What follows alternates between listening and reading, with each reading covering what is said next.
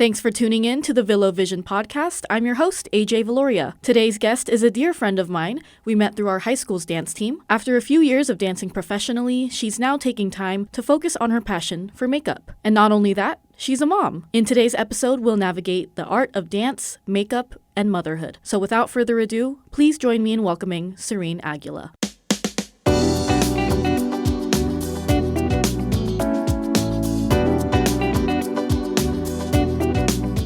Seryne, thank you so much for being here on the Vilovision podcast. Thank you so much for having me. Okay, well, you are an individual who dives into many different passions. What got you your start in makeup? I was a professional dancer for the past 4 years, and before that, I danced in high school, in which when you're a dancer, you're honestly in full glam most of the time whenever you're performing, full hair and makeup. And I was always that teammate that helped everyone else with their hair and makeup. And I think that's just where my love for it grew. So I think at a very young age, probably during high school, I started getting into makeup, and I knew that this was a career that I wanted to dive into. And during that time, when you were first getting into makeup, were there specific makeup artists that you watched that you would take inspiration from? When I was younger, I would watch a lot of Bretman Rock. I just loved his personality. I mean, he's also a Filipino content creator, which I definitely resonate with for sure. And a lot of male MUAs. Funny enough, I watched Manny MUA, even James Charles, like literally anyone that had like a creative passion for makeup that was funny and creative, had like the biggest personalities. I just tend to gravitate towards more too. As you found that passion for makeup, it grew and flourished into your business now, Beauty by Seryne. Give us a little bit of an overview of your business. What can customers expect and whatnot? I mean, all of my booking information is through my website, and I kind of just put out the steps in order to book on there. But usually people reach out to me on social media, whether it be Facebook, Instagram, or TikTok, asking if I have availability on a specific special occasion that they may have coming up. And I'll kind of go into detail of what they're exactly looking for, get inspo photos from them, just to make sure that I'm like the correct artist for them, since I do specialize in soft glam. And then get a deposit from them. I have them make sure that their skin is prepped before their makeup appointment. I like that you mentioned that you want to make sure that you're the correct artist for them. And you mentioned that you specialize in soft glam. For people that don't know what that is, can you kind of explain what soft glam is? Yeah, so soft glam is definitely more towards like the bridal side and like softer, bronzier colors. I'm not doing much of a bold lash or a bold lip compared to what like a full glam is. Softer glam comes with more neutral colors, not as bold on the face, not too defined, not too much contour or highlight, mostly to where your skin almost looks natural. So although you've focused more on bridal and soft glam, are there any other types of styles that you've done with Beauty by Seryne? Yeah, so rarely, occasionally, whenever I like book with my dance friends who are so creative, they get me to do all these fun editorial looks. I get to play with fun colors, which I prefer, but I mean, soft glam is just like so natural to me, and it's just a lot more easier. But I love the occasional challenge. It's my job to constantly practice those looks because things are constantly changing in the beauty industry. I mean, the way that makeup looked back in the 20s is completely different to the way that it looks now. So it's important for me to just continue practicing and stay up to date on my craft. Let's talk about what a day in your life looks like as a makeup artist. You've gone over what people can expect in terms of how to get a hold of you and what kind of style you do, all the way down from, getting your equipment out to sending your client out with their beautiful face of makeup. What does that look like from start to finish? Usually my week is full of me contacting clients because bookings come in really last minute. So I'm either going through my emails or messages, direct messages through social media. I'm usually a lot of the time cleaning my kit, my makeup kit. It takes a lot of time to just restock everything. I have like a whole closet filled of all the supplies that I do need for the week to restock my kit, so I'm doing a lot of maintenance on that. And just trying to stay in shape on top of all of that. I feel like sometimes like I'm juggling a lot, but I wouldn't have it any other way. Like I truly love what I'm doing.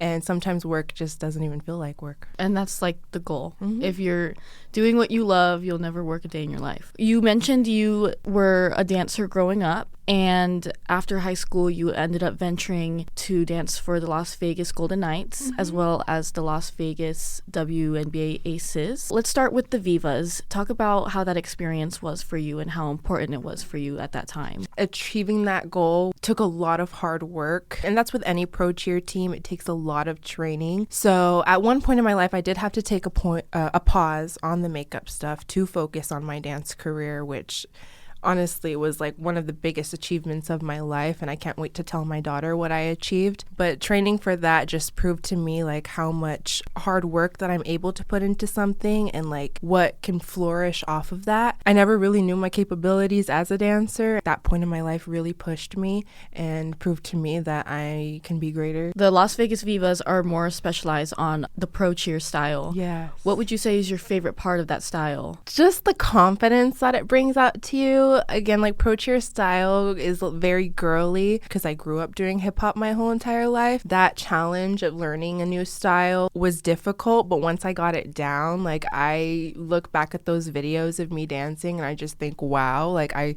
looked amazing. I felt so feminine. Now, switching gears with the WNBA Las Vegas Aces, you did touch on it a little bit and said how the hip hop style, you resonated with that a little bit more.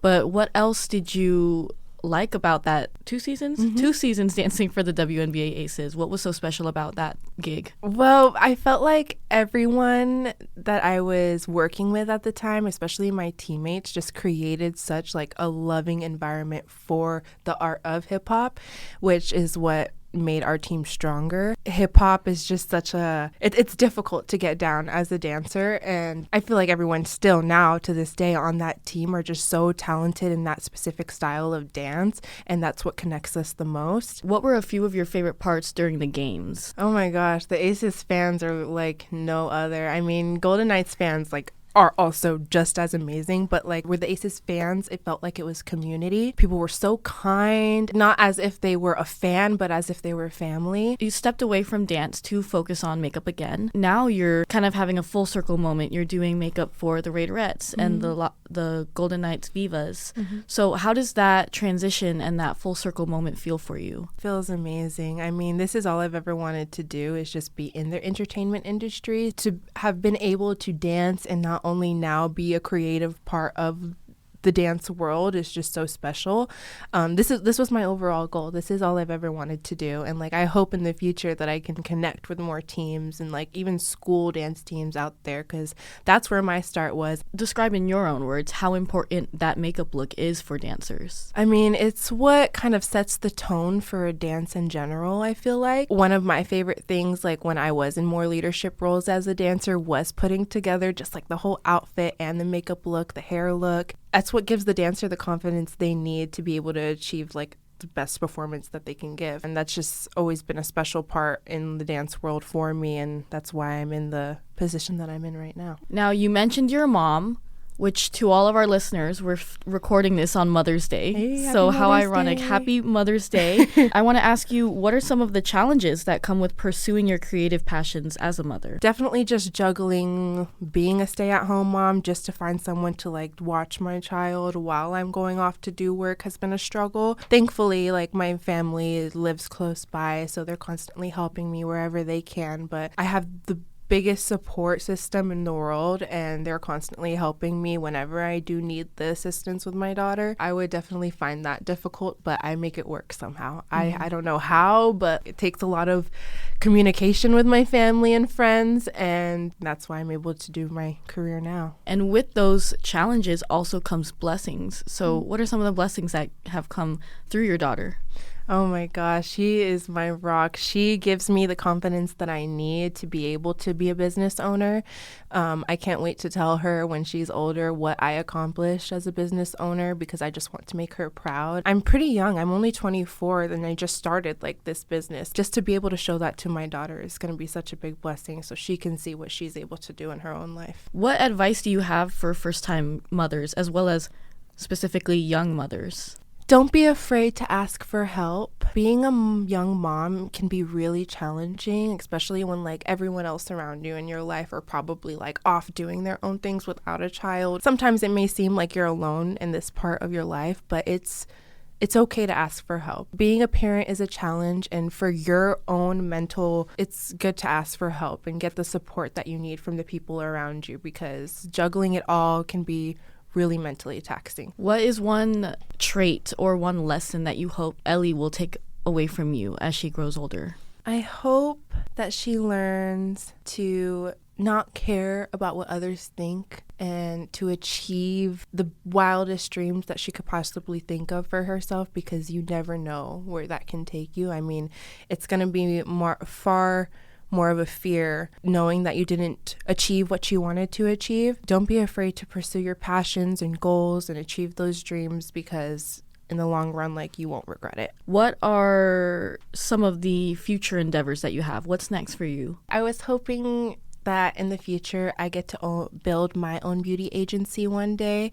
I mean, a beauty agency is basically a way for artists to seek work through an agency. I think being a leader in that position would be so special, because I've built a clientele to where they can trust me and I can bring other artists' work out there. I also hope to grow my social media. I love the beauty industry and the influencer world of that. Like, I'm constantly up to date on what's going on with like other beauty influencers, and I felt like that was always a dream of mine when I was younger. You're young in your business, but it just shows that you're just getting started. But even then, you've gained so much experience already. What's one piece of advice that you have for people that want to become a makeup artist as a professional? I would definitely say that consistency is key. When I started out as a makeup artist, I had to stay consistent on reaching out to my clients, creating connection with them so that they can trust me with their own makeup. I had to be consistent in my craft. I was constantly practicing on my friends or family, whoever I could, for free, just to be able to get more bookings and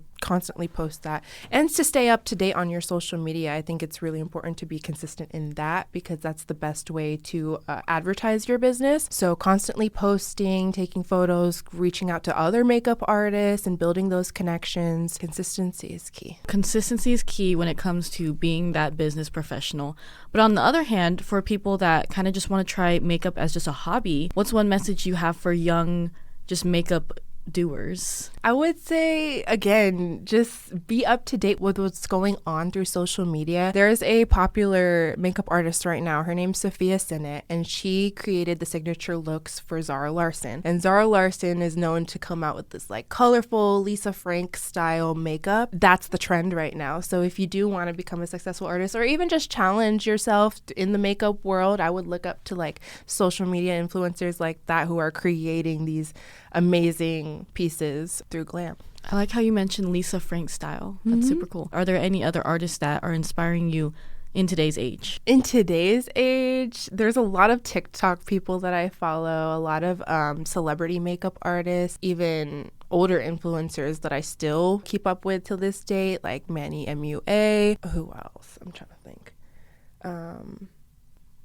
Like, who else do I follow? I follow so many makeup artists. It's kind of crazy, and it's like so hard to keep up with like all the trends and like you're just immersed. Like that's your that's world. my world, right? Going back to Bretman Rock, like even till this day, I follow his natural style of the way that he does makeup. True. Like there are just so many new techniques and that are hair. coming out. His hair, especially.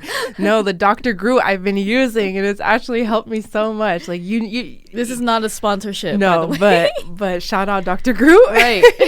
Makeup is a community, and you're taking from all these people, but not only that, you're also inspiring people. You're helping dancers get their face on and whatnot. And with Beauty by Seryne, you've been able to do things all around the valley. Also, for our listeners, Seryne also, I was going to call you Beauty by Seryne, but you are Beauty by Seryne. Right. But Seryne, she also does makeup from her home as well. But you're just out and about through your business. You know, you've gotten these different gigs or different shoots. What has been your favorite so far? The annual Raiderettes audition auditions is always my favorite thing to look forward to every year. It's just a group of inspiring women that are shooting for one of the biggest goals in their life. And I think being surrounded by that energy makes me even more inspired. I mean, these women are so kind and are just so trusting in what you're going to do for them to give them the confidence that they need to achieve their goals through auditions. The energy at those auditions and just the whole glam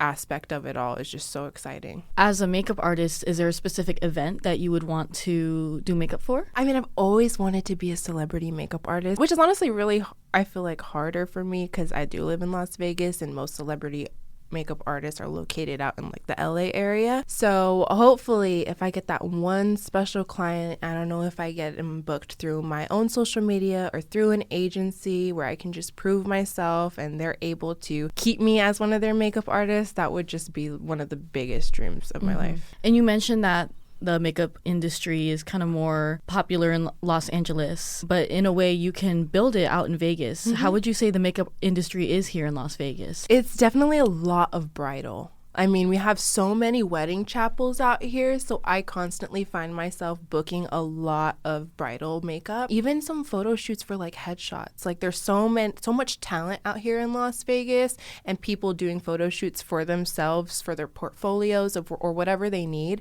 So I find myself booking a lot of those as well. At this point, like with the cost of living, I'm not even trying to like brag about Vegas, but Vegas is this place to be. Everything's going on here. There's so many sports teams coming over here. We're becoming the sports capital of the world, Literally. and we've been the entertainment capital of the world. So in a way, there is also more of a demand for makeup artists. Yeah. Very true. Yeah, I think there will always be a demand for makeup artists out here in Las Vegas. I definitely feel safe in my career living here. If I were to live anywhere else, I mean, it would for sure be a struggle, and LA itself is a really expensive place to live. I mean, we made it work out here in Vegas somehow. Yeah. Is there a specific show on the Strip that you would do makeup for? I've always wanted to be connected into the realm of any Cirque du Soleil show. Like, their makeup artists are unbelievably talented, and I would just love to like either intern or just learn from those artists. Their looks are just so intricate and unique, and I would love to be a part of something like that. And you talked about being a celebrity makeup artist as a goal. If you can't name just this one, maybe a top 3 celebrities that you would want to do makeup for. That's so funny because I was thinking about this question in the car. Probably any musical artist for sure. Any girl from the Cat's Eye group because I love Cat's Eye. They're going through this whole like techno pop phase that is just so camp, and I'm obsessed with how they look. And Sophia Sinnott, Zara Larson's makeup artist, has also been helping them with their makeup looks. So I find a lot of inspiration from that. Also, Addison Rae, I've been a big fan of lately, and she has this new like Britney Spears look going on, which is also pretty unique in the world of artists right now, I would say. So her look would be a really cool thing to be a part of. And maybe Pink Pantheress, I'm not sure how to say I think her name. Pink Pantheress. Pink Pantheress. Love her too. She is also in this techno pop phase that's camp, this British like girly pop look that I would also love to have a creative outlook on that. And in general, are there any specific things that you want to work towards, like different techniques? I would definitely love to dive into the world of SFX makeup, which is really, I feel like, is difficult, and it's just a whole nother language of makeup. Halloween, gory makeup, something that's like hyper realistic.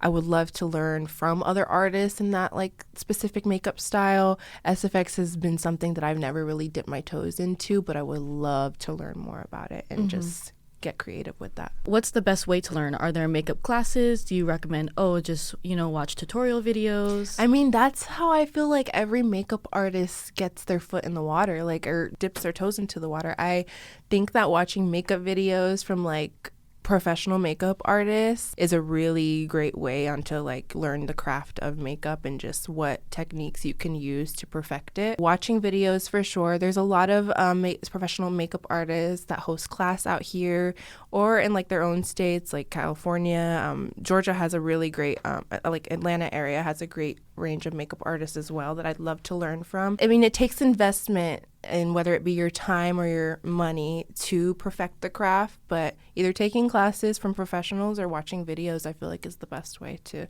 get a one-up on your technique. I'm going to leave you with one question. As a makeup artist, what makes or breaks a good makeup look? I would just say attention to detail. I mean, I've been doing it for a while now, and I kind of look back at my old videos of like what I posted, and I think about the things that I could have done better because I like close up into these photos and videos. So learning from that and just making sure that every single line is as symmetrical as possible. You can really tell like a good makeup artist from like a beginner when they pay attention to those things. So lines, symmetrical, what techniques they use, making sure that they're using the best products for their the type of face that they have in front of them. I mean, there's so many different skin type varieties out there, and you kind of just have to be prepared for whatever's in front of you. Thank you, Seryne, so much for coming in to the Vilovision podcast. Thank you for expanding our knowledge on the makeup industry and makeup in general. That'll do it here for us on this episode of the Vilovision podcast. We'll see you guys in the next vision.